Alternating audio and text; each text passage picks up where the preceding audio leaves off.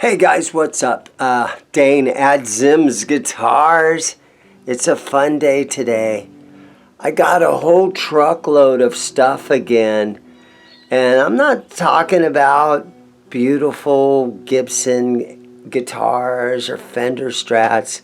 Literally, I got a truckload of basically junk that was gifted to me. Let's get out here in the beautiful Arizona winter. It's getting hot already, but let me show you what I've got here. Okay, so we've got amplifiers, we got speaker cabinets, we got monitors. All this stuff was in a storage locker. We have broken headstocks, we have guitars laying around, we got old dirty crate speaker cabinets. You know, we got an old PV bass amp. We got some sort of a Washburn laying down in here. So, we got a whole truckload of really dirty, disgusting stuff. We're going to have a lot of cleanup to do on this stuff. I always talk about, oh, I love cleaning up old gear, getting things going. What do we got? 1, 2, 3. We got 3 bass guitars in here. Everything is dirty and very disgusting. But, you know, I do videos, and the dirtiest guitar, restring, right? This is going to be a video right here. And this thing is going to be called the dirtiest guitar I have ever restrung. And I know what it looks like right now, guys. But I might be able to fix this depending on if the neck is straight on it. If it's got a twist in the neck, then I might as well throw it away. But this is a whole thing. Here's one of those Marshall amplifiers right there. There's a B52 amp down there. It's an old Furman power conditioner. And I always tell myself, oh, I love going through and shining up guitars and cleaning the dirt off of everything. Yeah, so this is really going to test me on this one, because this stuff is dirty. A lot of guys would just tell me, dude, just go throw that stuff in the dump. But that's not me. I'm the guy that puts stuff back together and shines everything up. So here we go. I'm going to unload everything. And we are going to take a look at everything. So here we go. The work starts now. Okay, so I'm going to bring in the guitars that I got one at a time so we can all look at it. Now, of course, this Alvarez right here with the broken headstock, I'm going to re-glue that myself. And what I usually do with the broken headstock guitars is I don't resell them. What I do is I fix them up and I just make house guitars out of them. So it's going to probably go back to my house, or sometimes I'll leave them set around the store and I'll put them in funny tunings or something, and I'll just set and strum on them. I like to have old beat up guitars that are just hanging around, and so that's what I'm going to do with this Alvarez after I restring it. So let me go set this someplace and get this thing out of the way, and we'll look at our second guitar that I got. Okay, so this is another guitar that I got. And you guys are maybe going to say, man, this dude is crazy to want to fix this guitar. But this is an old Washburn. And, again, as long as the neck is somewhat straight and not super twisted, I think I can restring this. This makes a great restring video, guys, because I can label this the dirtiest guitar I've ever restrung. And you can just see the amount of dirt on there. But it's super satisfying to clean one of these things up and get it running again. So, yeah, there's a Washburn, a WG 248 right there. Watch and keep an eye out. This will be a video coming up one day. It might take me a couple of months to get to it. But this will, another guitar. Maybe you guys think I'm crazy, but I'm gonna shine this thing up. You guys are gonna be shocked how nice this turns out. Okay, this one is even dirtier than the last one. I mean, that's some solid dirt on there. So I keep thinking, okay, I'm going to do a video. The dirtiest guitar I have ever seen. This is a Yamaha EG 112C. And as long as, again, the neck isn't twisted, that doesn't look bad. Super clean, this guitar. You guys think I'm crazy. I love doing it. You know, here we go. A Yamaha. I might have to take the garden hose to this one and to clean it. But honestly, what I'm going to probably use is I'll probably do something like this. These disinfectant wipes. And I'll probably just, to get the top layer off of here. See what I'm saying? And it's going to leave residue and stuff, but to get the top layer off of here, this is what I'm going to do to this thing. It's going to take some work, but call me stupid, but I'm up for the challenge. So let's move on to the next guitar. Okay, so this one is crazy and super cool at the same time. This is an Ibanez bass, and this is the Ibanez Eurodyne. You remember these things? They were really cool, and this is a 5-string. Made in Korea, 5-string Ibanez. Shine this thing up. Hopefully the neck isn't too bad on this. That's sometimes I'm going to keep repeating myself, but sometimes that's the worst thing about a guitar like this, is that the neck is going to have a major twist in it. That one looks good for some strange reason. Still looks good. Wow, tight right there. But yeah, this will be, I don't do too many videos on bass guitars, but this will be fun just to see if I can get this thing going. And I gotta take that off to get those strings out of there. Hopefully the electronics still kind of work right. EDA 905, made in Korea, Ibanez Ergodyne. Ooh, is that a crack? It's got a little crack in it. But we'll shine this thing up. We got to make the most of what comes in here. And again, this is the worst, ugliest, dirtiest truckload of stuff I have ever had. And I'm excited about it. We're going to kind of blow through some of these a little bit quicker here, but we got a nylon string, whatever that says in there. It might not be easy to put this one together, but when I have spare time down here at the store, I love doing this kind of stuff. Oh, it's separating. I'm going to get my glue out. I can glue that and clamp that back together. I can super polish it. Made in Korea. Still has all the tuners and everything on here. It's kind of coming loose right there. This will be a fun project someday. I'm into it. Another one here, very cheap. Mantaja. Old steel reinforced neck. He's got steel strings on it. I believe this should be nylon string. Looks like he's got a a wood screw holding the whole bridge down. It still looks nice and tight. Get in there on that logo. Fun little restring. I'll put strings on this someday. We'll put it back to nylon string.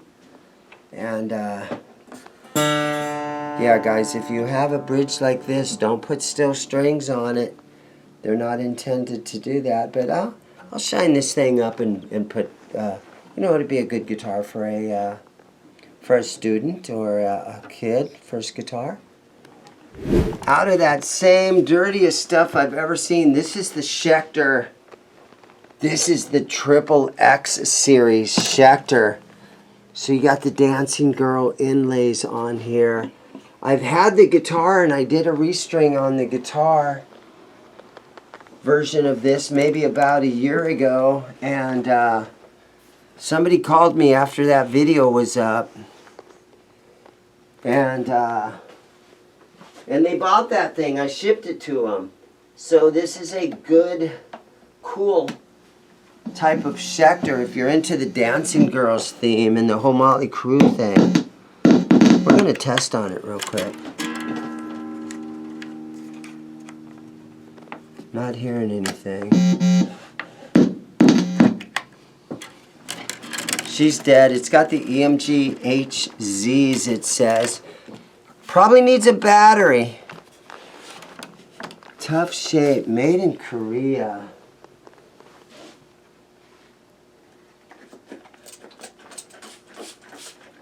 Let's just see it here for a second. I could probably get in here. Okay, hold on. Let's put a battery in it real quick and see if it makes any noise. Okay, let's take this off. Okay, well, it was missing its battery. So let me see. Let me see if I have a battery. Cheap dollar store battery that they sell here in Mesa. Let's see what happens.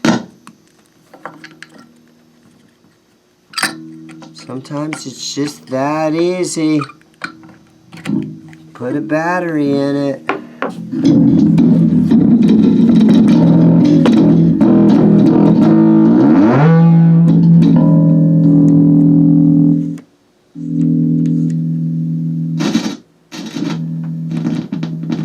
Takes a little bit of work, but I'm up for the challenge. We're going to super clean this.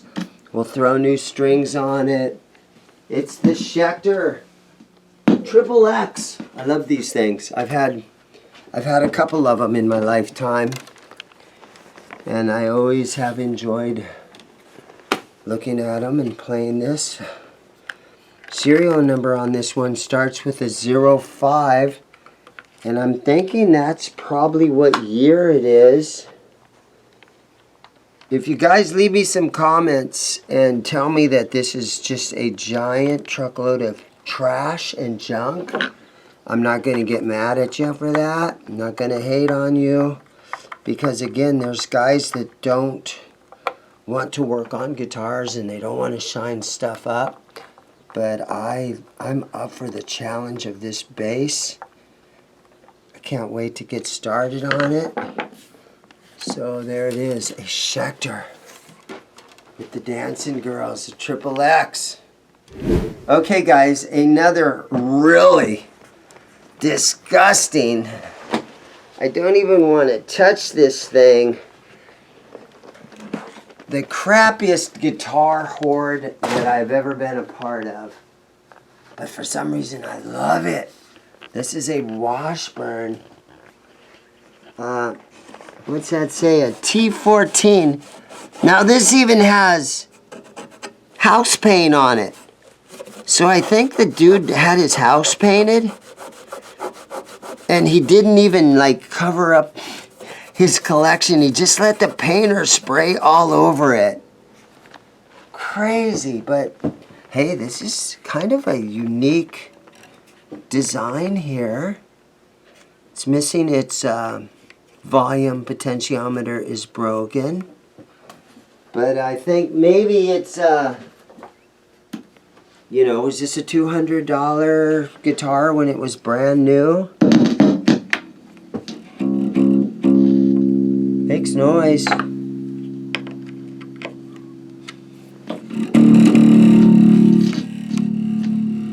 Needs a potentiometer. It needs super cleaned. New set of strings would be nice. Polish the frets. Hydrate the fretboard. Again, change that potentiometer. Spray the electronics out. We got a really cool bass. This top horn is really big now. It looks like the paint that's on here seems to be coming off easily enough. Little elbow grease. We can get that off of there. It's a Washburn. Let me just look down the neck. The most important part is if the neck is twisted, you might as well throw it away. I can show you a twisted neck guitar that I have over here. I don't know what to do with it, but sometimes you get a guitar and the necks are just twisted, but so far I'm pleasantly surprised I haven't seen any. And a truckload of just junk, but I'm gonna make it all good. Okay, nothing too exciting here. I'll be honest with you. A Lion by Washburn. The neck's a little twisted. It's missing some tuners. Got some battle scars in there. Yeah, this one is this is my least favorite out of the bunch. But I don't know, maybe I'll do a full video on it. It's definitely POS giant dent in it. Yeah, this is definitely a POS. There's a lot of paint they got on it. It's gonna take a lot of cleanup. Yeah, it's on the neck. The paint's on the neck. I'll be honest, I'm not too excited about this one. There's nothing really cool about it. Tons of spider webs on it. I'm not really excited about this one, but let's move on to the next one. Maybe it'll be better. Okay. We've got a Squire. The dirtiest truckload of guitars that I think I have ever seen in my life. These are flat out freaking dirty. I think I'm starting to lose some of my passion for cleaning guitars is starting to hinder a little bit here. It's starting to go down the tubes. But you know what? It's got a cool MXPX sticker on it. Yeah, so we've got a Squire that needs shined up. Infinity Series.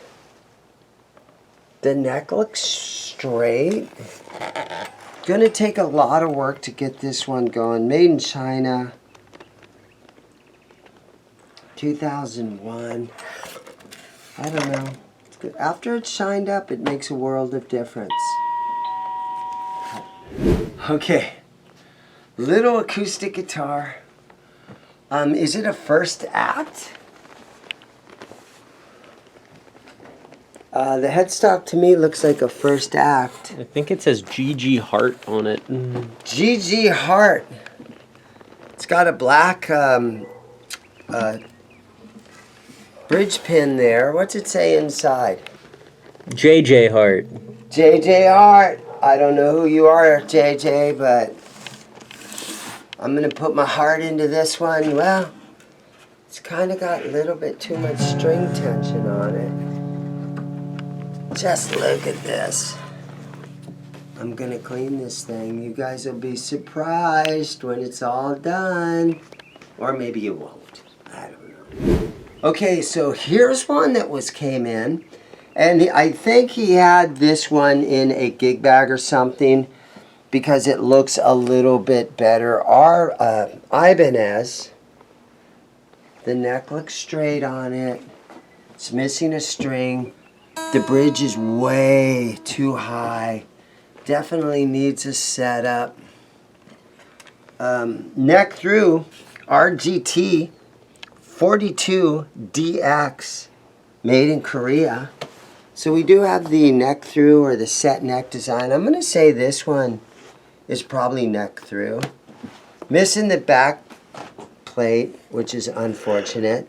It's got 3 springs on the back here. It's all out of whack. Got 2 of them that are black that are cool, or like the black chrome. One of them that's chrome and doesn't look so good. Got a little chip right here. Got some chips up in here. But I think, you know, after it's all set up, I think it's easily maybe a $250 guitar, wouldn't you think, out of a used guitar shop?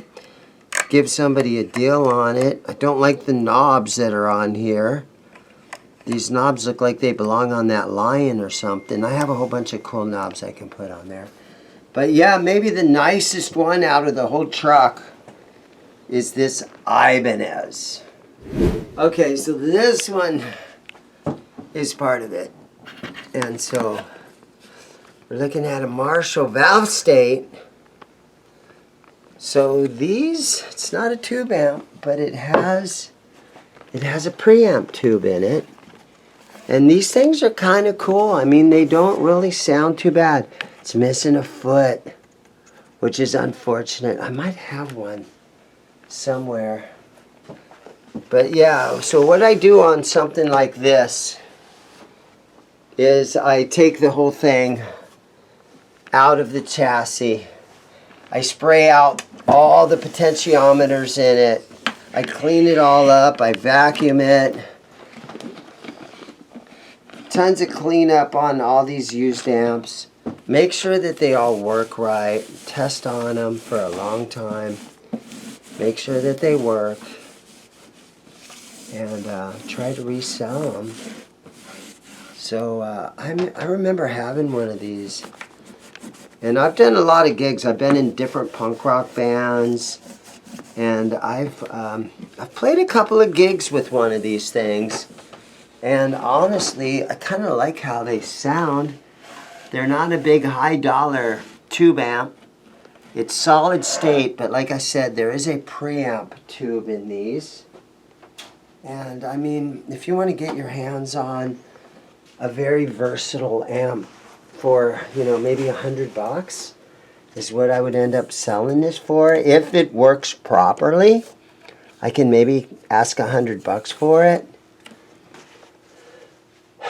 And I've played gigs with these things, and I've always liked them. You keep the built-in effects all the way off for the type of music that I would play. It's got the contour, so you could really scoop the mids out of it.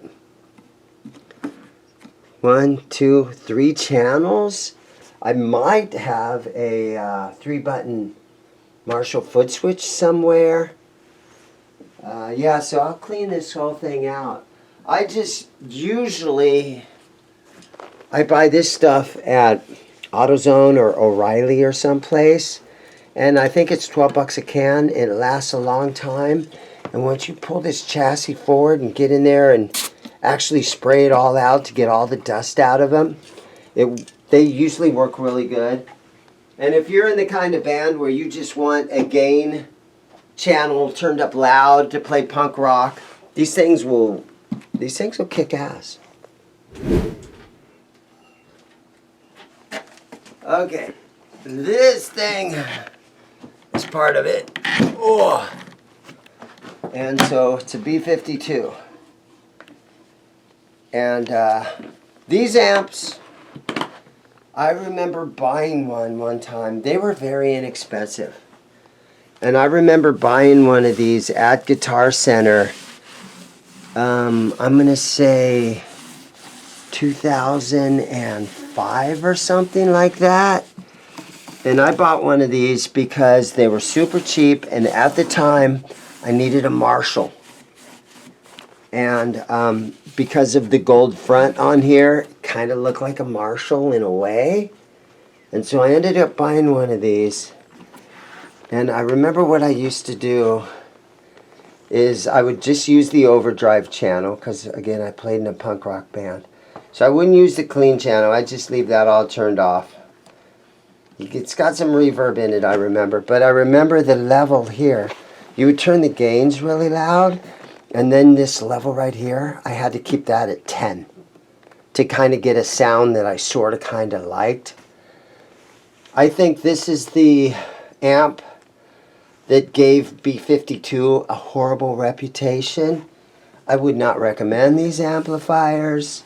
I mean, they worked. Guitar Center stopped selling them.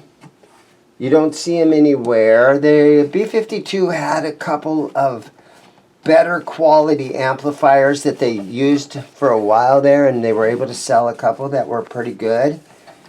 But this, pretty sure this is the model, the LG100A, that killed it for B-52. Pretty much sent them out of business. You stopped seeing them after a while. I bought one of these brand new, and again I had to have that level all the way to 10, and I hated the amp, and I used it and playing gigs here in the Phoenix area and playing all the punk rock bars. I used this thing for probably about a year before I got rid of it. But I think brand new they were, I'm going to guess that this amp was $219 when it was brand new. So to get a little something brand new that looked like kind of looked like a Marshall, you know, at the time I thought maybe it was a good idea. After playing through the amp for 6 months or a year, I decided that it was a piece of junk and I hated it. Does have an effects loop back here. It's got a reverb foot switch. It's got a line out level. It could go stereo. It's got a little ground lift. Line out. Yeah. Not a good amp. Okay, I'm gonna finish the video out here. So we've got a Furman power conditioner. Got a Yamaha PA board. Don't have the power supply for it. This might go in the junk. Might go in the junk. Got a couple little tiny practice amps, rough shape. Got a little crate. I don't know if you guys are still watching this video. Thank you very much. Got a couple little crates.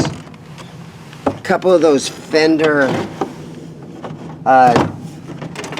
12-inch passive stage monitors, wedges. I used to carry some of these around back in the day, but I had the 15s. I think these are 12s, yeah. Got a couple of those. Cheap cabinet back there. A couple of very dirty Behringer. Just more random junk like that. American Audio, I don't know what this is. Usually in my guitar shop, I don't do any PA systems like look at the condition of this crate. I think that's gotta be a lot of years of possibly just being left outside.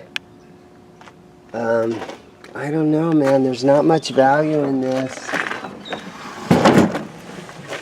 These are kind of, you know, they were kind of cool back in the day. We got the PV TKO 75 made in USA bass amp. I kind of stay away from them unless I get into them really, really cheap. I stay away from this kind of stuff. But there it is. I mean, I'll sell all this stuff dirt cheap. And then again, woo, that one stinks. Crate bass amp. Probably doesn't sound bad if you've got a little jam band and you want to just leave it out in the shed or wherever you guys practice. It's probably something for that, like that. But yeah, truckload of junk. Okay guys, thank you so much for watching. My hands are dirty. Not sure what I'm going to do with a lot of that stuff out in the truck. But I am kind of excited to do a couple of YouTube videos on some of that really dirty stuff. So keep an eye out for some of that stuff. They're probably going to be titled stuff like the dirtiest guitar I've ever worked on, and you'll see them over the next couple of months. Thanks a lot. If you like this video, hit the like button, share, subscribe. Think about becoming a channel member and anything you can do. We've got ZIMM'S Guitars t-shirts on Teespring. There's links down in the description below. Whew, I'm hot, sweaty. It's going to be a lot of work down.